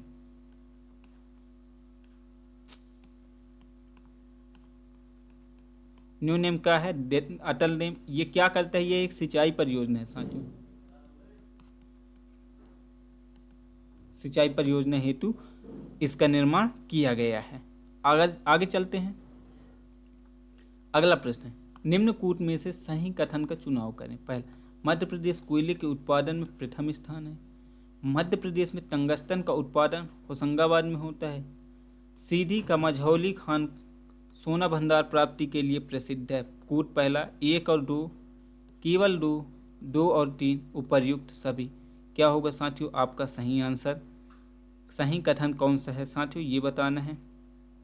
तो देखिए, मध्य प्रदेश कोयले के उत्पादन में प्रथम स्थान है साथियों, गलत, 4th स्थान पे है। कौन से स्थान पे है, 4थे स्थान पर है। टंगस्टन उत्पादन में होशंगाबाद में होता है साथियों, ये तो सही है। और मझौली, सीधी में मझौली खान सोना उत्पादन के लिए भंडार में है, ये भी सही, मतलब ऑप्शन नंबर सी साथियों आपका सही होगा। दूसरा और तीसरा कथन सही है। आगे चलते हैं। मध्य प्रदेश का प्रथम सौर ऊर्जा से संचालित हवाई अड्डा कौन सा है? मध्य प्रदेश का प्रथम सौर ऊर्जा से संचालित हवाई अड्डा कौन सा है? पहला, देवी अहिल्याबाई अड्डा, राजा भोज हवाई अड्डा, रानी दुर्गावती हवाई अड्डा, महाराजा छत्रसाल हवाई अड्डा। तो आपको साथियों सबको पता है क्या है, देवी अहिल्याबाई होलकर हवाई अड्डा है। ये शून्य व्यस्त वाल, अभी याद नहीं आ रहा, एक और चीज़ बन चुका है, इसको मिल चुका है साथियों, वो अभी याद नहीं आ रहा है, याद आएगा तो मैं बता दूंगा। आगे चलते हैं। मध्य प्रदेश में किस देश के सहयोग से महिला कृषकों को प्रशिक्षण प्रदान करने की योजना है? मध्य प्रदेश में किस देश के सहयोग से महिला कृषकों को प्रशिक्षण प्रदान करने की योजना है? पहला इंग्लैंड, दूसरा डेनमार्क, तीसरा फ्रांस, चौथा है जापान। तो क्या होगा साथियों आपका सही आंसर? तो आपका सही आंसर होगा साथियों डेनमार्क। क्या है, डेनमार्क है। आगे चलते हैं। किसने संविधान सभा को एक चलायमान राष्ट्र कहा है? किसने संविधान सभा को एक चलायमान राष्ट्र कहा है? पहला महात्मा गांधी, दूसरा डॉक्टर भीमराव अंबेडकर, तीसरा BN राव, चौथा जवाहरलाल नेहरू ने। तो साथियों किसने कहा था? तो ये कहा था जवाहरलाल नेहरू ने। जी हाँ, जवाहरलाल नेहरू ने कहा था कि संविधान सभा को एक राष्ट्र चलायमान राष्ट्र कहा। किसने? जवाहरलाल नेहरू ने। आगे देखते हैं। संविधान सभा में देशी रियासतों से प्रतिनिधित्व करने वाली एकमात्र महिला प्रतिनिधि कौन थी? जी दुर्गाबाई, अम्बु स्वामीनाथन, एनी मैक्सरीना और बेगम एजाज रसूल। कौन थे साथियों? तो साथियों कौन थे? तो एनी मैक्सरीन थे। कौन थे? एनी मैक्सरीन थे। यह त्रावणकोर कोच्चि से प्रतिनिधित्व किया था साथियों। त्रावणकोर कोच्चि से। कहां से? त्रावणकोर कोच्चि से प्रतिनिधित्व की थी। आगे चलते हैं। सम्मिलित कीजिए संविधान संशोधन एक साइड है वर्ण। तो 92वां संविधान संशोधन नौकरी के आरक्षण सीमा बढ़ाने हेतु, 61वां दल बदल विरोधी कानून हेतु, 77वां मताधिकार की आयु सीमा को घटा दिया और 91वां संविधान संशोधन मंत्रिपरिषद के आकार। तो साथियों क्या होगा आप लोग जल्दी से कमेंट करिए। पहला है 1 2 3 4, 4 3 2 1, 2 1 2 3 1 4 और 2 3 4 1। क्या होगा साथियों?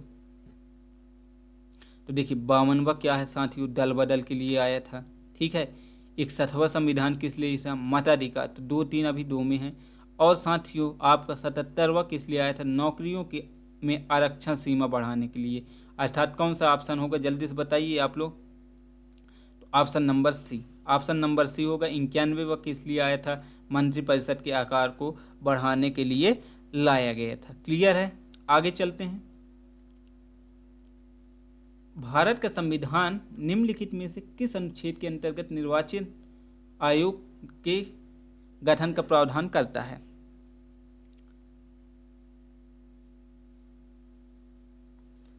भारत का संविधान निम्नलिखित में से किस अनुच्छेद के अंतर्गत निर्वाचन आयोग के गठन का प्रावधान करता है साथियों? पहला है अनुच्छेद 311-21 द्वारा, अनुच्छेद 322 द्वारा, अनुच्छेद 323 द्वारा और साथियों अनुच्छेद 324 द्वारा। क्या होगा साथियों जल्दी से बताइए। तो साथियों आपका सही आंसर होगा अनुच्छेद 324 द्वारा। किसके द्वारा? अनुच्छेद 324 द्वारा होता है। आगे चलते हैं। भारत के सर्वोच्च न्यायालय के संदर्भ में निम्नलिखित कथनों पर विचार कीजिए। सर्वोच्च न्यायालय की स्थापना 26 जनवरी 1949 को हुई थी। वर्तमान इमारत में सर्वोच्च न्यायालय वर्ष 1958 में स्थानांतरित किया गया था। साथियों उपर्युक्त में से सत्य असत्य कथन क्या बताना है? असत्य कथन बताना है। पहला है केवल दो, एक और दो, ना तो एक और ना ही दो। साथियों क्या होगा? ना ही फर्स्ट ना ही सेकंड। क्या होगा आपका सही आंसर ये बताइए।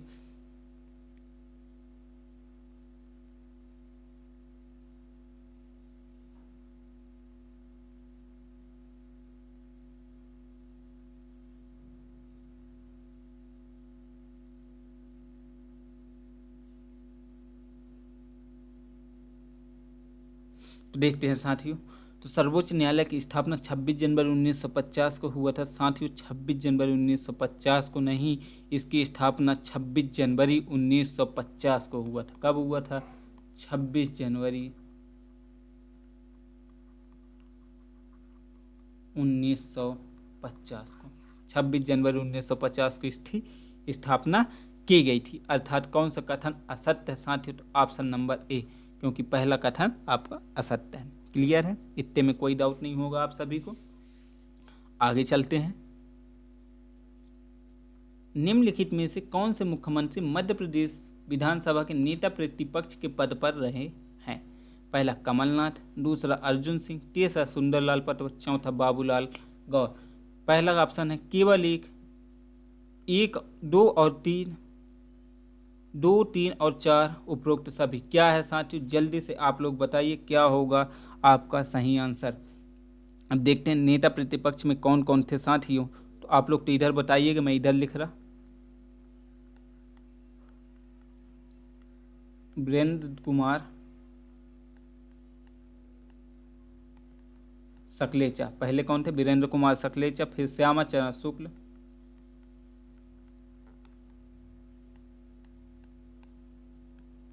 फिर साथियों तीसरा द्वारका प्रसाद मिश्र,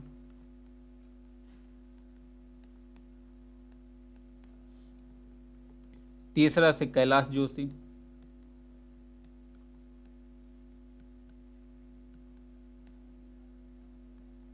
चौथे से अर्जुन सिंह,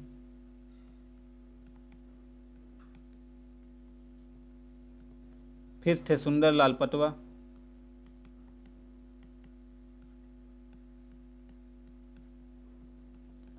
कमलनाथ, फिर बाबूलाल गौर। अब देखिए इसमें से पूछा है विधानसभा के नेता प्रतिपक्ष कमलनाथ। साथियों कमलनाथ तो है, अर्जुन सिंह तो अर्जुन सिंह भी हैं साथियों, सुंदरलाल पटवा, ये भी हैं साथियों। और लास्ट में क्या है साथियों, बाबूलाल गौर, ये भी हैं, अर्थात ऑप्शन डी उपरोक्त सभी आपका सही होगा। उपरोक्त सभी, ये सभी क्या थे, विधानसभा में नेता प्रतिपक्ष के पद पर रह चुके हैं। आगे चलते हैं। सत्य कथन की पहचान कीजिए। सत्य कथन की पहचान करने साथियों, मध्य प्रदेश के प्रथम लोकायुक्त विनायक दीक्षित पुरुषोत्तम थे।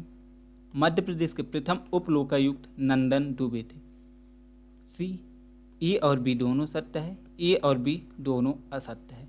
क्या होगा साथियों, जल्दी से आप लोग बताइए इसका क्या होगा आंसर। तो आइए साथियों देखते हैं। मध्य प्रदेश के प्रथम लोकायुक्त विनायक दीक्षित पुरुषोत्तम थे, तो ये तो सही है साथियों। मध्य प्रदेश के प्रथम उप लोकायुक्त कौन थे साथियों, तो ये रघुनाथ भावे थे। कौन थे, रघुनाथ भावे। तो ये नंदन थे, नहीं थे, तो कौन थे साथियों, रघुनाथ भावे थे। तो सत्य कथन की बात की है, सत्य कथन क्या हो जाएगा, ऑप्शन नंबर ए। और बात करते हैं साथियों, लोकायुक्त की स्थापना कब हुई थी। तो साथियों इसकी स्थापना 1981 में हुई थी। लोकायुक्त की नियुक्ति कौन करता है साथियों, इसकी नियुक्ति कौन करता है साथियों, राज्यपाल द्वारा। नियुक्ति किसके द्वारा होता है साथियों, राज्यपाल के द्वारा होता है, ठीक है ना। तो पूछा है कौन सा सत्य कथन है, तो ऑप्शन नंबर ए इसका सत्य कथन है। कौन सा साथियों, option number A is the correct answer. आगे चलते हैं अगले प्रश्न की ओर।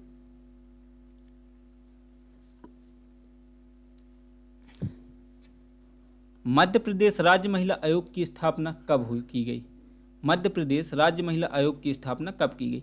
23 मार्च 1997, 23 मार्च 1998, 23 मार्च 1999 और 23 मार्च 1996। मध्य प्रदेश राज्य महिला आयोग की स्थापना कब की गई थी साथियों।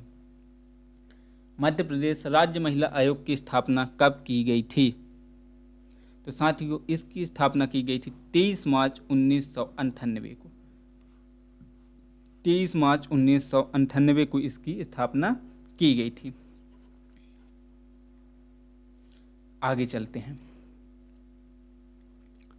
मध्य प्रदेश उच्च न्यायालय के निम्नलिखित मुख्य न्यायमूर्तियों में से कौन भारत के उच्चतम न्यायालय के न्यायाधीश नहीं रहे। उच्चतम न्यायालय के न्यायाधीश कौन नहीं रहे साथियों। पहला option A.K. Mittal, A.P. Sen, G.L. ओझा, N.D. ओझा। उच्चतम न्यायालय के मुख्य न्यायाधीश नहीं थे साथियों, तो A.K. मित्तल नहीं थे। कौन नहीं थे, A.K. मित्तल नहीं थे। आगे चलते हैं। मध्य प्रदेश पंचायती राज अधिनियम 1993 को कब लागू किया गया। मध्य प्रदेश पंचायती राज अधिनियम 1993 को कब लागू किया गया। 12 जनवरी 1994, 16 जनवरी 1994, 20 जनवरी 1994 और साथियों 25 जनवरी 1994। कब किया गया था साथियों इसको लागू, जल्दी से बताइए।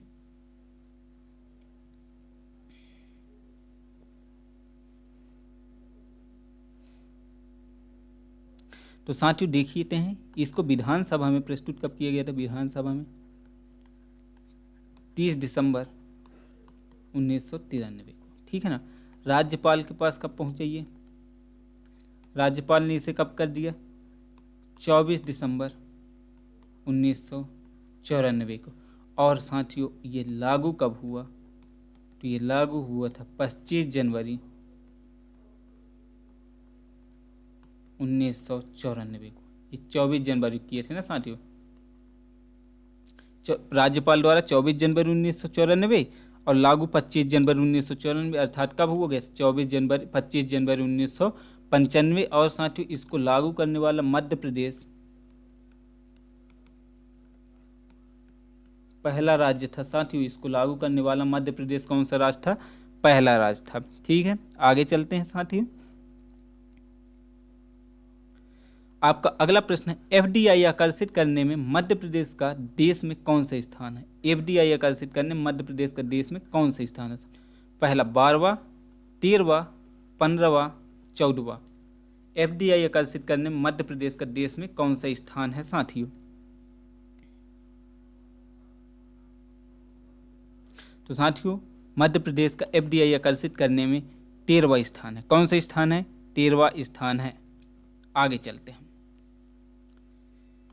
मिशन अंकुर 2021 किस क्षेत्र से संबंधित है? मिशन अंकुर 2021 किस क्षेत्र से संबंधित है? पहला अनाज वितरण, दूसरा स्वास्थ्य क्षेत्र, तीसरा उद्योग से और साथियों चौथा है बुनियादी शिक्षा से। किससे संबंधित है मिशन अंकुर 2021?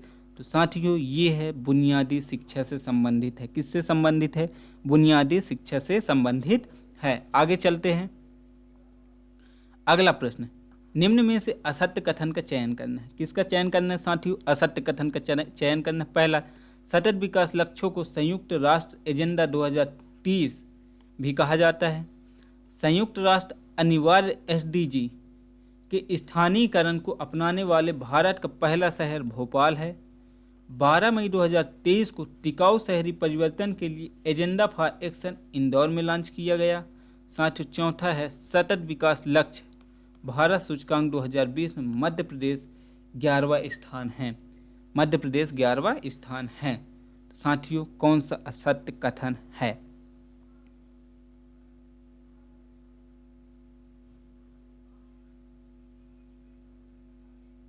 दो 2020 में पूछा है साथियों, 2020 में, ठीक है ना।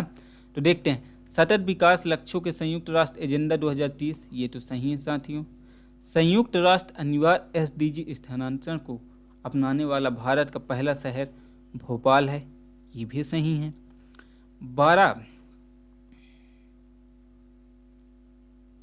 12 मई 2030 को टिकाऊ शहरी परिवर्तन के लिए एजेंडा फॉर एक्शन इंदौर में लॉन्च किए गए। साथियों इंदौर में नहीं किया था लॉन्च, कहाँ किया था?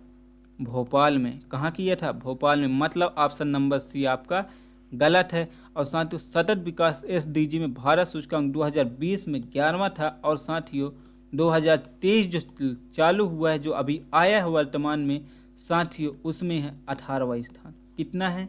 18वां स्थान है। अंक कितने हैं? 67 अंक है। और पॉइंट कितने हैं साथियों? तो 15 के साथ उत्तर प्रदेश के साथ दोनों एक साथ है। उत्तर प्रदेश का 15 है और मध्य प्रदेश का 15 है। पहला एसडीजी कौन सा है साथियों? पहला एसडीजी आपका है गरीबी।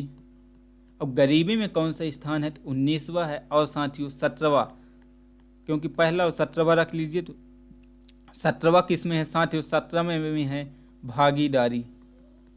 और साथियों एसडीजी की शुरुआत 2018 से हुआ था। ये अभी वर्तमान में जो 2023 में आया है, ये चौथा संस्करण है। और साथियों मध्य प्रदेश फ्रंट रनर रहा है।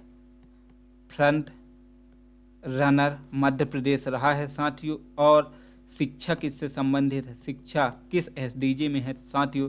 तो शिक्षा का है एसडीजी 4 में। शिक्षा का संबंध एसडीजी 4 से है।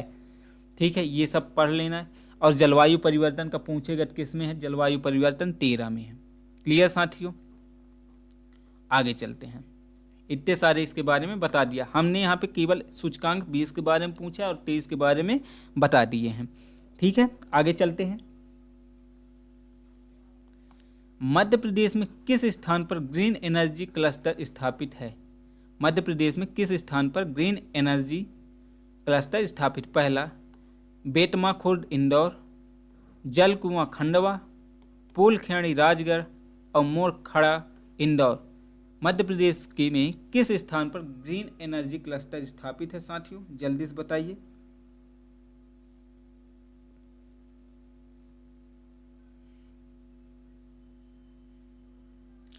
तो साथियों आपका सही आंसर क्या होगा? जल कुआं खंडवा में। कहाँ है? जल कुआं खंडवा में है। ठीक है, और फर्नीचर क्लस्टर कहाँ है साथियों? फर्नीचर क्लस्टर कहाँ है? तो बेतमा खुर्द कहाँ? इंदौर में। बेतमा खुर्द कहाँ है साथियों? इंदौर में है। और साथियों माँ शैलपुत्री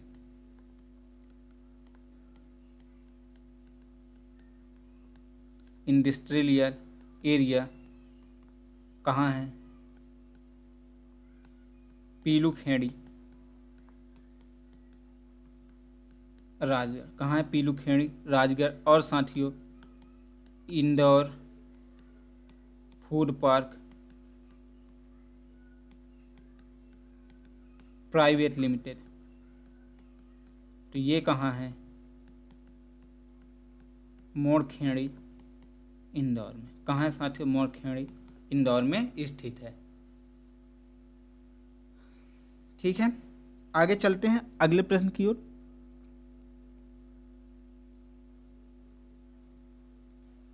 आत्मनिर्भर मध्य प्रदेश के अनुसार आप,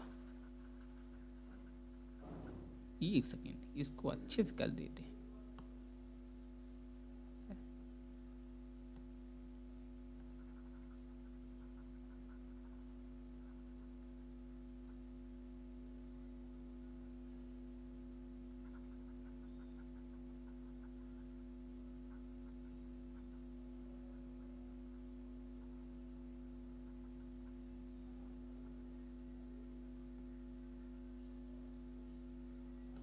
ठीक है,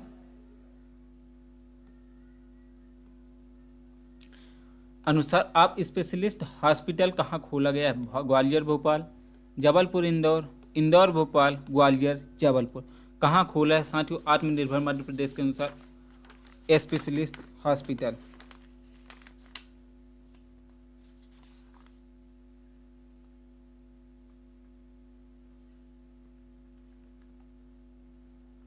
क्या है? Ayush super specialist. ठीक है ना, यहाँ पे क्या होगा?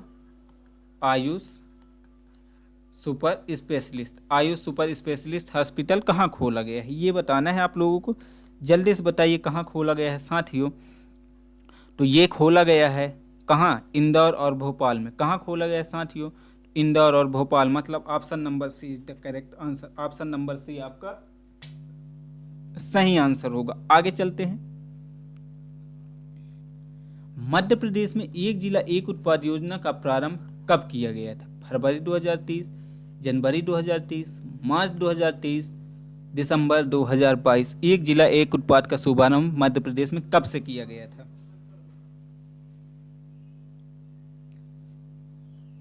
तो साथियों इसका शुभारंभ फरवरी 2023 से किया गया था, जो वर्तमान में एक जिला एक उत्पाद में नर्मदापुरम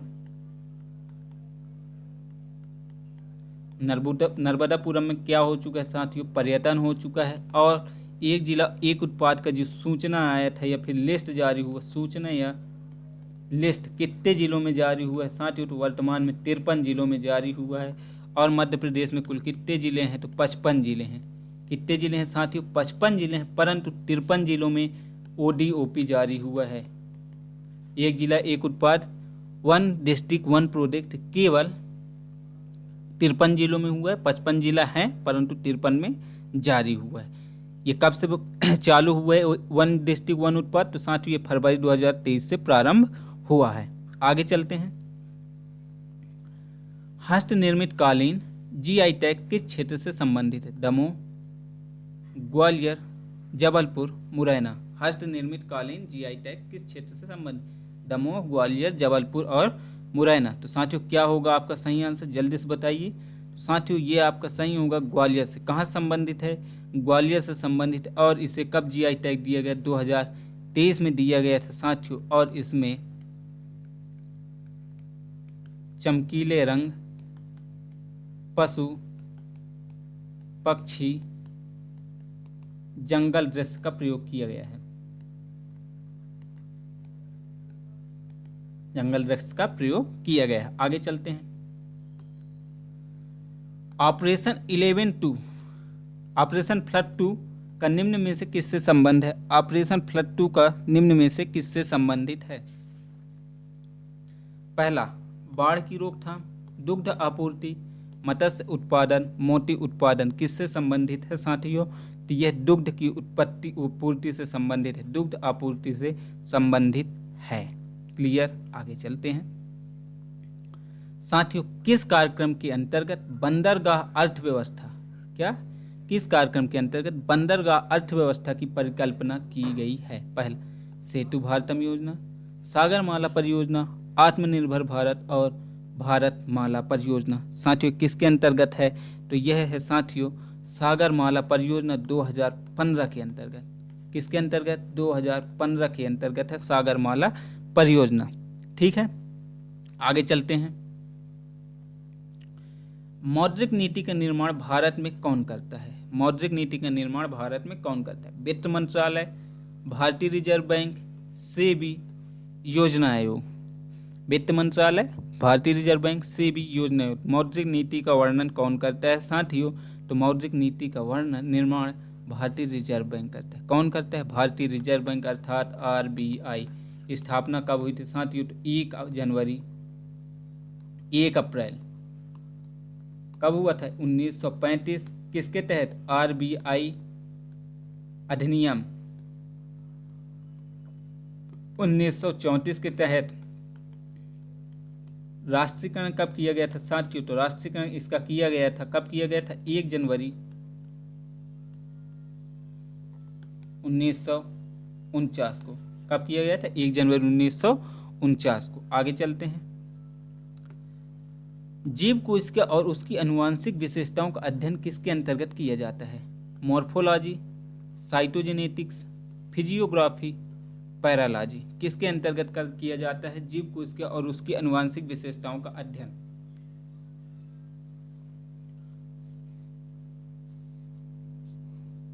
तो साथियों साइटोजेनेटिक्स के अंतर्गत किया जाता है क्या? जीव कोशिका और उसकी आनुवांशिक विशेषताओं का अध्ययन किया जाता है। और मार्फोलॉजी के अंतर्गत पौधों की बाह्य संरचना का अध्ययन किया जाता है। पौधों की बाह्य संरचना का अध्ययन। किसका?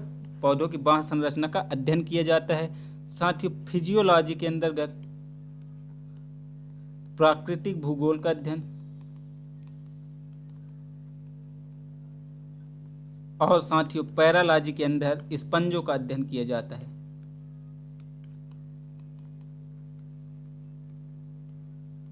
किसका किया जाता है? पैरोलॉजी के अंतर्गत स्पंजों का अध्ययन किया जाता है।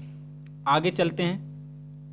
अगला प्रश्न, निम्न में से कौन सा एक शैक्षणिक संस्थान उपग्रह है? एस्ट्रोसेट, हेमसेट, एप्पल, प्रथम। शैक्षणिक संस्थान कौन है साथियों? तो जल्दी से बताइए कौन सा है?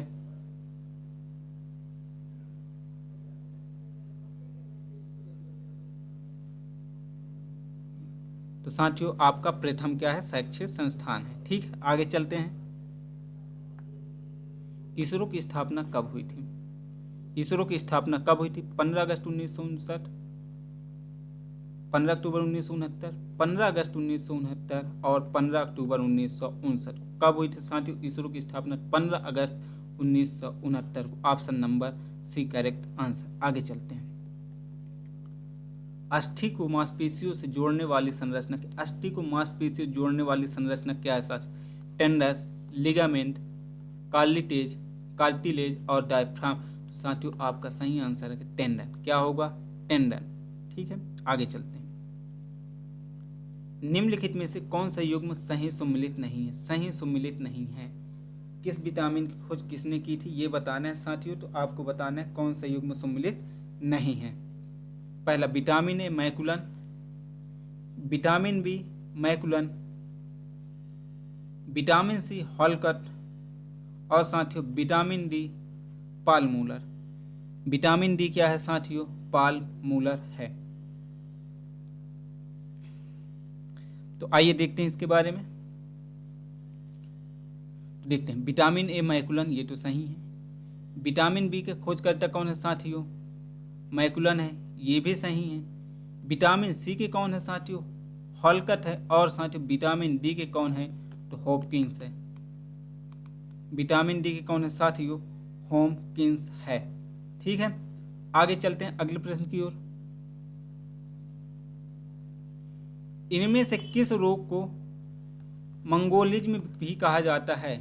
Patau syndrome, down syndrome, Turner syndrome, Klinefelter syndrome. इनमें से किस रोग को मंगोलिज्म भी कहा जाता है साथियों? तो किसे कहा जाता है जल्दी से बताइए। तो साथियों ये डाउन सिंड्रोम को कहा जाता है। किसे कहा जाता है? डाउन सिंड्रोम को कहा जाता है। आगे देखते हैं अगला प्रश्न। मेनिंजाइटिस से प्रभावित होने वाला अंग है। मेनिंजाइटिस से प्रभावित होने वाला अंग है मस्तिष्क, यकृत, आँख, त्वचा। साथियों, मेनिंजाइटिस से प्रभावित होने वाला अंग कौन सा है? मस्तिष्क, यकृत, आँख, त्वचा।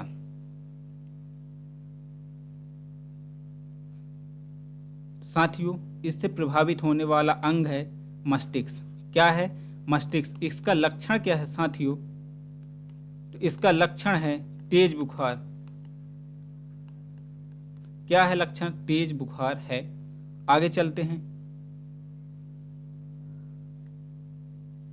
अगला प्रकार, कोरिंगा मैग्रो वन किस राज्य में अवस्थित है? गुजरात, अंडमान निकोबार, लक्षद्वीप, आंध्र प्रदेश। कहाँ है साथियों कोरिंगा मैग्रो वन? तो साथियों, कोरिंगा मैग्रो वन कहाँ है? जल्दी से बताइए। तो साथियों, ये है आंध्र प्रदेश में। कहाँ है? आंध्र प्रदेश में है।